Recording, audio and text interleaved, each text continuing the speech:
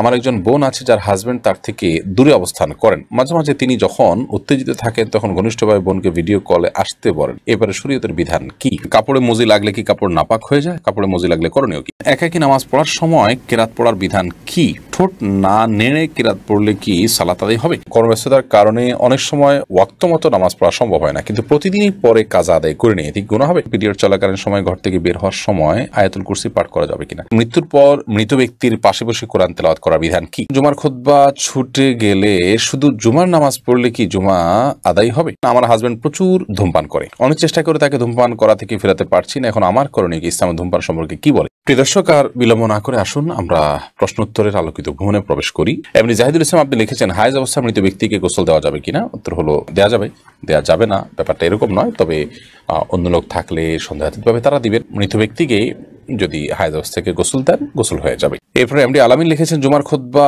ছুটে গেলে শুধু জুমার নামাজ পড়লে কি জুমা আদায় হবে? জুমার খুতবা যদি ছুটে যায় তাহলে সেক্ষেত্রে শুধু জুমার নামাজ যদি পড়েন তাতেও আপনার জুমা আদায় হয়ে যাবে, অর্থাৎ ওয়াক্তের জুমা আদায় করেছেন এই সপ্তাহে, সেটি বলা যাবে। কিন্তু এমনটি নিয়মিত হওয়া সন্দেহাতীতভাবে গৃহীত কাজ, কারণ জুমার খুতবা শোনাটাও কিন্তু ওয়াজিব, বিদেশে ওয়াজিবটা ছুটে যাচ্ছে, আপনার ত্রুটিপূর্ণ হচ্ছে। এমনি মতিউর রহমান মতি আপনি লিখেছেন, বিয়ে ঠিক হয়েছে, এখন এই মেয়ের সাথে কথা বলতে পারবো? না, ঠিক হয়েছে আপনি তখন কথা বলতে পারবেন না। বিয়ের আগদ হয়ে গেছে, প্রস্তাব সম্মতি হয়েছে দুজন সাক্ষীর সামনে, তারপর আপনি কথা বলতে পারবেন। ঠিক হয়েছে এর মানে হলো জাস্ট মুখোমুখি ঠিক হয়েছে, আগদ এখনো হয়নি। আর এরকম অবস্থাতে একান্ত প্রয়োজনে কোনো বিষয়ে একজন আরেকজনকে কোনো গুরুত্বপূর্ণ বিষয় জানতে চাইছেন, কিংবা হয়তো কারোর জন্য কেউ কিছু কেনাকাটা করবেন, মাপ জানতে চাচ্ছেন, এগুলো যদি হয় তাহলে টেক্সট মেসেজের মাধ্যমে ফেতনামুক্তভাবে করতে পারেন। কিন্তু এখনো যেহেতু আগদ হয়নি, অতএব আপনার স্বামী স্ত্রী নন, বিদায় স্বামী স্ত্রী সুলভ আলাপ সালাপ, খোশ গল্প, প্রয়োজন ছাড়া আলাপচারিতা, কথাবার্তা, সেগুলো কিন্তু বলা জায়েজ হবে না। আকলিম আক্তার লিখেছেন, নামাজ কখন পড়া উত্তম? ওয়াক্ত শুরু হলে নাকি আজানের পর? ওয়াক্ত শুরু হলে দ্রুততার সাথে নামাজ পড়া উত্তম, তবে জোহর নামাজ খুব বেশি গরম হলে একটু দেরিতে পড়াটা উত্তম। এমনি রফিকুল ইসলাম আপনি লিখেছেন, একাকী নামাজ পড়ার সময় কেরাত পড়ার বিধান কি? ঠোঁট না নেড়ে কেরাত পড়লে কি সালাত আদায় হবে? না, সালাত আদায় হবে না, আপনাকে ঠোঁট নাড়তে হবে। ঠোঁট যদি আপনি না নাড়েন তাহলে সেক্ষেত্রে সালাত আদায়ের জন্য যে কেরাত পাঠের আবশ্যকীয়তা সেটা আদায় হবে না। মনে মনে পড়লেন, সেটাকে তেলাওয়াত বলা হবে না, কেরাত আপনাকে পড়তে হবে। নবী করিম সাল্লাল্লাহু আলাইহি ওয়াসাল্লাম বলেছেন, লা সালাতা লিমান লাম ইয়াকরা বিফাতিহাতিল কিতাব, যে ব্যক্তি সূরা ফাতিহা পাঠ করেনি তার সালাত হবে না। তাহলে এখানে পাঠ করতে বলেছেন তিনি। আপনি যদি মুখ না নাড়েন, ঠোঁট না নাড়েন, জিহ্বা না নাড়েন, তাহলে তো পাঠ হলো না, সেটা কল্পনা হলো, সেটা জল্পনা হলো, সেটা স্মৃতিতে আপনি স্মরণ হলো। তো স্মরণ করতে তো বলা হয়নি, বলা হয়েছে পাঠ করতে। অতএব আপনি ছোট না নামলে নামাজ হবে না। এসবি শান্তা ইসলাম লিখেছেন, আমার হাজবেন্ড প্রচুর ধূমপান করে, অনেক চেষ্টা করে তাকে ধূমপান করা থেকে ফেরাতে পারছি না, এখন আমার করণীয় কি? ইসলামের ধূমপান সম্পর্কে কি বলে? ইসলামে ধূমপান করা অবশ্যই নিষিদ্ধ কাজ। আল্লাহ বলেছেন, রাতুল কবিদিকুম তাহলুকা, যাদেরকে তোমরা ধ্বংসের দিকে ঠেলে দিও না, যেটি ক্ষতিকর হবে আপনার জন্য। আপনি জানেন আপনাকে আস্তে আস্তে মৃত্যুর দিকে নিয়ে যাবে, নানা রকম রোগ বালাইয়ের মধ্যে ফেলবে, এবং সেটা বাহ্যিক কোনো উপকারিতা নেই, অপকারিতাই বেশি। তো সেক্ষেত্রে সেটি নিষিদ্ধ, নাজায়েজ, গুনাহের কথা। বিধায় আপনার স্বামীকে আপনি বোঝানোর চেষ্টা করবেন, আল্লাহর ভয় দেখাবেন, এবং অন্যদেরকে দিয়ে বোঝাবেন, তার জন্য আল্লাহর কাছে দোয়া করবেন, বিভিন্ন উদ্যোগ আপনি গ্রহণ করবেন। আসমা আক্তার জাকি আপনি লিখেছেন, নামাজ সঠিকভাবে পড়ার চেষ্টা করি, তাও মনে হয় যেন ভুল হচ্ছে, এর জন্য সিজদায়ে সাহু দেই, এই অবস্থায় আসলে করণীয় কি? আপনি যদি সঠিকভাবে পড়ে থাকেন, এরপরে মনে হচ্ছে ভুল হচ্ছে, এই মনে হচ্ছে ভিত্তিতে সিজদা সাহু আপনি দিবেন না। পার্টিকুলার কোনো ভুল যদি হয়, একেবারে জানলেন নির্দিষ্ট করে যে আমার এই ভুলটা হয়েছে, তার ভিত্তিতে আপনি সিজদা সাহু দিবেন। অনেকে এরকম ধোঁয়াশাপূর্ণ জাস্ট ওই মনে হয়েছে কোনো ভুল হতেও পারে হলে এরকম ওয়াসওয়াসা, নিজের ভেতরে যে এক ধরনের সংশয় কাজ করে, এটা এক ধরনের রোগ বলতে পারি, সেই রোগের কারণে তিনি সিজদা সাহু দিচ্ছেন, এটা মোটেও উচিত নয়। ঠিক একইভাবে হজে বা উমরায় গেলে অনেকে অযথাই দম দেন, যে কোনো ভুল আমার হয়ে থাকতে পারে তো একটা দম দিয়ে দিলাম। না, এরকম কোনো দমের নির্দেশনা শরীয়ত আমাদেরকে দেয়নি, বরং আমরা দম দেব যখন আমাদের কোনো ভুল ধরা পড়বে নির্দিষ্টভাবে, সেটি জাস্ট সন্দেহ দূরের জন্য থোক কোনো দম দিয়ে দেওয়া, নিজের সংশয় দূরের জন্য, অথচ কোনো ভুল হয়েছে কিনা সেটা আমি নিজেও জানি না এবং পরিষ্কার না, স্পষ্ট না, তাহলে সেক্ষেত্রে এটি শরীয়তের কোনো নির্দেশনা নয়। এরপর মেহেদি DIR দেখে আপনি লিখেছেন, মৃত্যুর পর মৃত ব্যক্তির পাশে বসে কোরআন তেলাওয়াত করার বিধান কি? মৃত ব্যক্তির পাশে কোরআন তেলাওয়াত করার বিশেষ কোনো প্রয়োজনীয়তা নেই। কোরআন তেলাওয়াত যিনি করবেন, জোরে জোরে যখন তেলাওয়াত করি তখন আমরা জীবিত মানুষকে শোনাবো, মৃত ব্যক্তিকে তার শোনাতে পারবো না।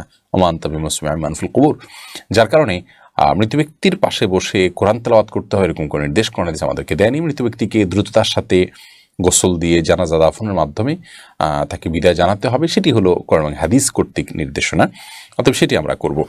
আর এর বাইরে তার জন্য ভাড়াটিয়া লোক দিয়ে অনেকে কোরআন তেলাওয়াত করেন, অথবা ভাড়াটিয়া ছাড়াও আপনার চারপাশে ঘিরে তেলাওয়াত করা, এরকম কোনো নির্দেশনা কোরআন এবং হাদিস থেকে দেওয়া হয়নি। এম সালমা লিখেছেন, পিরিয়ড চলাকালীন সময় ঘর থেকে বের হওয়ার সময় আয়াতুল কুরসি পাঠ করা যাবে কিনা? পিরিয়ড চলাকালীন সময় কোরআন কারীম তেলাওয়াত করবেন না, এটাই জমহুর আমাদের মত। তবে অনেক ওলামা কেরাম এটাকে জায়েজও বলেছেন। আবিদ হাসান আপনি লিখেছেন, কর্মব্যস্ততার কারণে অনেক সময় ওয়াক্ত মতো নামাজ পড়া সম্ভব হয় না, কিন্তু প্রতিদিনই পরে কাজা আদায় করে নিয়ে ঠিক গুনাহ হবে? অবশ্যই গুনাহ হবে। নিয়মিত আপনি যদি এটা করেন তাহলে সেটা এক ধরনের অপরাধ, আপনি সালাতকে সমত আদায় করছেন। আল্লাহ বলেছেন, ইন্না সলাতা কানাত আলাল মুমিনিনা কিতাবাম মাওকুতা, নিশ্চয়ই সালাত ইমানদারদের জন্য নির্দিষ্ট সময়ে পড়াটা এটা আল্লাহ তাআলা পক্ষ থেকে অবধারিত ফরজ করা হয়েছে। বিধায় সেই ফরজটাকে অবলীলা প্রতিদিন আপনি লঙ্ঘন করে যাবেন তথাকথিত ব্যস্ততায়, এই ব্যস্ততা আপনার জন্য জায়েজ নয়। আপনার ঈমান ধ্বংস হয়ে, তাকওয়া ধ্বংস হয়ে, আখিরাত এবং জান্নাত ধ্বংস হয়ে যদি দুনিয়ার অনেক কিছু অর্জন হয়, সেই অর্জনটা আপনার কাছে তুচ্ছ, সেটা আপনি গ্রহণ করার কথা নয়। আপনাকে যদি নিঃশ্বাস আটকে রেখে কাজ করতে বলা হয় এবং তার বিনিময়ে আপনাকে অনেক টাকা অফার করে, আপনি নেবেন না, কারণ জানে না থাকলে, জীবনে না থাকলে, বেঁচেই না থাকা গেলে এই টাকা দিয়ে আমি কী করবো? ঠিক একইভাবে নামাজে যদি পড়তে না পারি, আমার আখিরাত পুরোপুরি ধ্বংস হয়ে যায়, তাহলে সেক্ষেত্রে এই ব্যস্ততার কী মানে থাকতে পারে?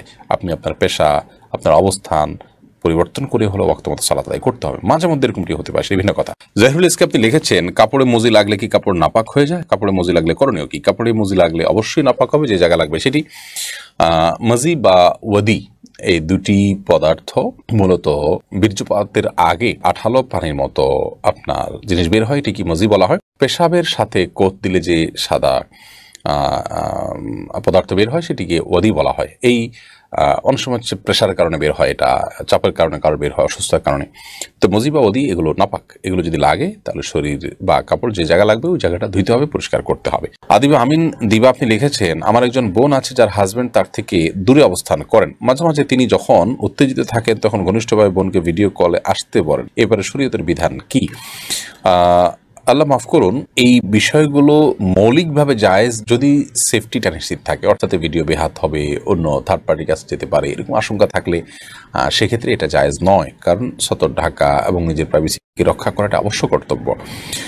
আর এই সাধারণত যে সমস্ত অ্যাপগুলোর মাধ্যমে ভিডিও কল করা হয়, এগুলো আমি যতটুকু জানি যে সেগুলো সংশ্লিষ্ট কর্তৃপক্ষের মনিটরের সুযোগ থাকে, যদিও তারা ইন্ডিভিজুয়াল প্রত্যেকটা মানুষকে আলাদা আলাদা করে তারা মনিটর করার সুযোগ পায় না। যদি বেহাত হওয়ার বা অন্যের দৃষ্টিগোচর হওয়ার বা অন্যের কাছে যাওয়ার মতো সেরকম আশঙ্কা না থাকে, তাহলে এটা বেসিক্যালি জায়েজ আছে। স্বামী স্ত্রী একে অন্যকে তার শরীরে যে কোনো অংশ দেখাতে পারেন, তবে এগুলোর ফলশ্রুতিতে তাদের উত্তেজনা আরও বেশি বৃদ্ধি হবে, এর ফলশ্রুতিতে তারা হারামে লিপ্ত হতে পারেন, জড়াতে পারেন। আর এই কারণে প্রবাসে খুব দীর্ঘ সময় স্ত্রী ছাড়া একজন স্বামীর বসবাস করা জায়েজ নয়, বা স্বামী ছাড়া স্ত্রীর বসবাস করা জায়েজ নয়। এই জন্যই তো প্রবাসে যথাসম্ভব এইভাবে দীর্ঘকাল অবস্থান করার যে একটা টেন্ডেন্সি বা একটা প্রবণতা আমাদের অনেকের মধ্যে আছে, সেখান থেকে আমাদের বেরিয়ে আসা উচিত।